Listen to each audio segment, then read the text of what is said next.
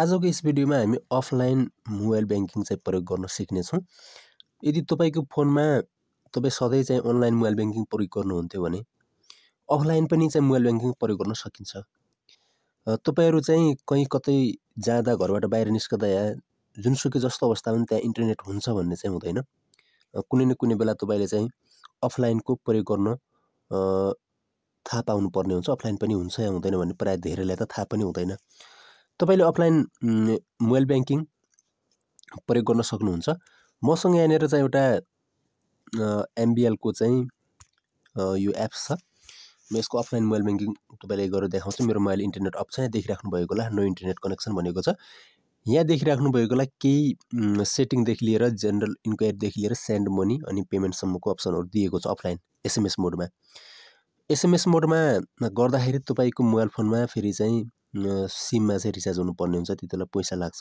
SMS मोडमा चाहिँ mobile banking प्रयोग गर्दाखेरि जेनरल इन्क्वायरीमा जाउँ। सबैभन्दा पहिले फर्स्ट अप्सनमा यहाँ देखिराख्नु भएको होला ब्याङ्क एकाउन्ट, त्यसभन्दा पछि ब्यालेन्स इन्क्वायरी, मिनी स्टेटमेन्ट अनि चाहिँ एभेलेबल लिमिट, स्टेटमेन्ट रिक्वेस्ट, कम्प्लेन्ट्स, यति चाहिँ अप्सनहरू तपाईँले चाहिँ पनि यी पनि प्रयोग गर्न सक्नुहुन्छ। मोबाइल ब्याङ्किङ त्यसको के अरे ब्याङ्क एकाउन्ट होइन, रिक्वेस्ट पठाएर तपाईँकोमा एसएमएस आउनेछ। ब्यालेन्स इन्क्वायरी पनि रिक्वेस्टबाट एसएमएस आउनेछ।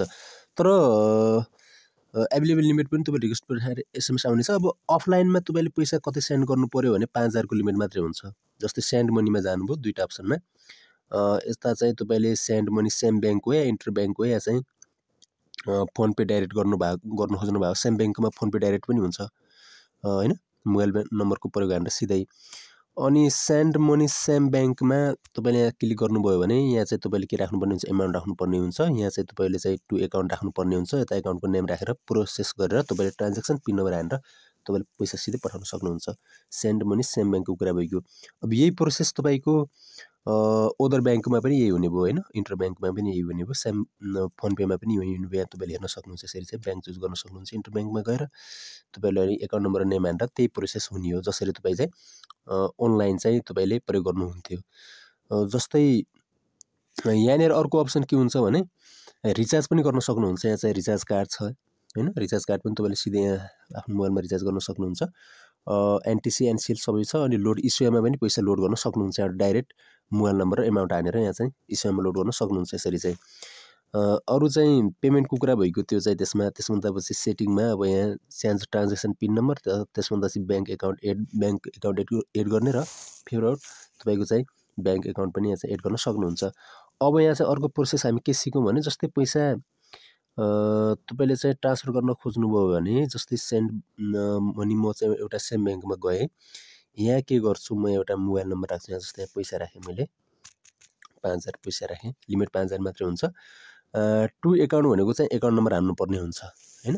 तर म तपाईँलाई चाहिँ यहाँ फोन पे डाइरेक्ट सेम ब्याङ्कमा गएँ। फोन पे डाइरेक्टमा तपाईँले मोबाइल नम्बर हाल्ने मात्रै पुग्छ। यहाँ मोबाइल नम्बर हाल्ने मात्रै पुग्छ एमाउन्ट राख्नु होला। यसरी चाहिँ त्यहाँ अब यो प्रोसेस तपाईँले थाहा पाउनुभयो भने अन्तको प्रोसेस पनि सेम यही हुनेछ।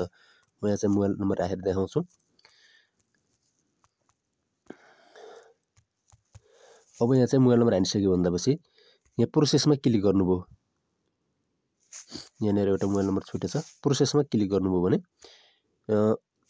यहाँ चाहिँ तपाईँले चाहिँ डाइरेक्ट जानुभयो। यहाँ चाहिँ एमाउन्ट राख्नुभयो। यसरी कति पैसा पठाउने हो त्यसभन्दा चाहिँ मोबाइल नम्बर राख्नु होला।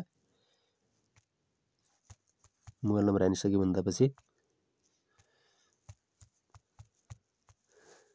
यो मोबाइल नम्बर हालिसक्यो भन्दा चाहिँ प्रोसेसमा जानु होला। प्रोसेसमा जानुभयो भने अब यहाँ फेरि प्रोसेसमा जानुपर्ने हुन्छ। यहाँ गइसकेपछि तपाईँले के गर्नुपर्ने हुन्छ त, पिन नम्बर हाल्नुपर्ने हुन्छ। यहाँ गएपछि यसरी चाहिँ पिन नम्बर हाल्नुपर्ने हुन्छ। पिन नम्बर हालिसक्यो भन्दा चाहिँ अब ओकेमा क्लिक गर्नुपर्ने हुन्छ। तपाईँले चाहिँ ओकेमा गइसक्यो भन्दापछि तपाईँको जबसम्म तपाईँको चाहिँ के हुन्छ त, यहाँबाट तपाईँले सेन्डमा क्लिक गर्नु हुँदैन तबसम्म तपाईँको चाहिँ पैसा जाँदैन। सेन्डमा जब क्लिक गर्नुहुन्छ तब रिचार्जको प्रोसेसमा पनि त्यति गरेर यहाँसम्म नै आउनुपर्ने हुन्छ। अनि अरू प्रोसेसिङहरूमा पनि अदर इन्टर ब्याङ्कमा एकाउन्ट नम्बर हालेर पनि त्यो सबै प्रोसेसहरू यहीँसम्म पुग्नुपर्ने हुन्छ। जबसम्म तपाईँले सेन्डमा क्लिक गर्नु हुँदैन तबसम्म तपाईँको पैसा चाहिँ ट्रान्सफर पनि हुँदैन, रिचार्ज पनि हुँदैन र अरू पनि ती कामहरू चाहिँ हुन सक्दैनन्। अब त्यसको लागि तपाईँको यहाँ के हुनुपर्छ त, ब्यालेन्स चाहिँ हुनु पऱ्यो। ब्यालेन्स छैन भने एसएमएस जाँदैन। अब एसएमएस गएन भने फेरि तपाईँको त्यो क्यान्सल नै हुन्छ। तपाईँले अफलाइनको पनि मोबाइल ब्याङ्किङ चाहिँ यसरी प्रयोग गर्न सक्नुहुन्छ। साथीहरू तपाईँलाई थाहा छैन भने आजको भिडियो चाहिँ तपाईँहरूलाई एकदम राम्रो लागिसकेको होला। भिडियोलाई लाइक गर्न नभुल्नु होला र यो भिडियोलाई अन्त अरूमा सेयर गर्न पनि नभुल्नु होला। च्यानलमा नयाँ हुनुहुन्छ भने च्यानल सब्स्क्राइब गरिदिनु नभुल्नु होला। यस्तै किसिमको नयाँ भिडियोहरूमा फेरि मिल्नेछ आजको भिडियोमा यति नै।